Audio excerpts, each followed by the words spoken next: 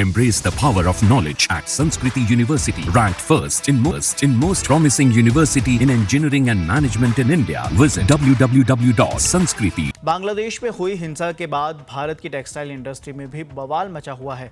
व्यापारियों को करोड़ों रुपए का नुकसान तो हुआ ही, लेकिन दूसरी तरफ बांग्लादेश में फैली इस अशांति का फायदा कपड़ा कारोबारियों को भी मिलने की पूरी उम्मीद है। भारत की इकोनॉमी को भी इससे बड़ा फायदा होने वाला है।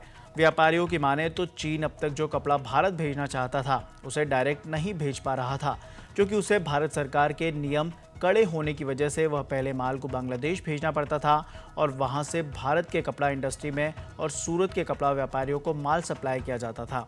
बांग्लादेश में हुई अब हिंसा के बाद वहां जो कपड़ा व्यापारी और बड़ी कंपनियां शिफ्ट हुई थी, अब वो भारत की तरफ अपना रुख करने को तैयार हैं।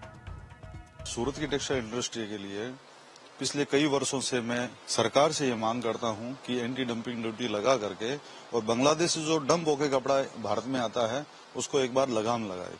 लेकिन ये कुदरती से ही ऐसा हुआ कि बांग्लादेश के अंदर अशांति हो गई और अशांति होने के कारण वहां का व्यापार भी जो है वो प्रभावित होगा। इसका पूरा फायदा भारत को होगा और भारत को फायदा अगर कपड़ा सेक्टर में होता है तो सूरत को अपने आप से फायदा हो जाएगा।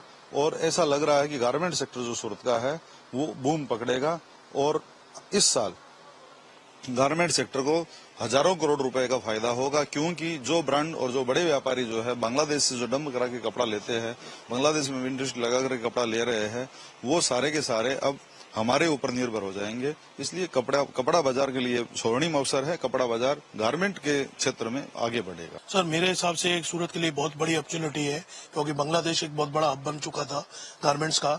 लेकिन मेरे को लग रहा है जिस हिसाब से वहाँ की अब कंडीशन है तो कोई भी वहाँ सर्वाइव नहीं कर पाएगा, ना व्यापारी ना कोई आदमी, आम आदमी। तो सूरत के लिए एक बहुत बड़ी अपॉर्चुनिटी है और मैं सूरत वालों को कहता हूँ ये अपॉर्चुनिटी एक गोल्डन चांस है। जिस तरह से सूरत का बड़ा मार्केट धीरे धीरे गारमेंट्स का हब उठता जा रहा है, मेरे लिए एक गोल्डन अपॉर्चुनिटी है सूरत वालों के लिए। और मैं हमेशा यही चाहूंगा कि सूरत का व्यापार बढ़े और अपना भारत का जीडीपी बढ़े, अपना भारत का हर चीज बढ़े।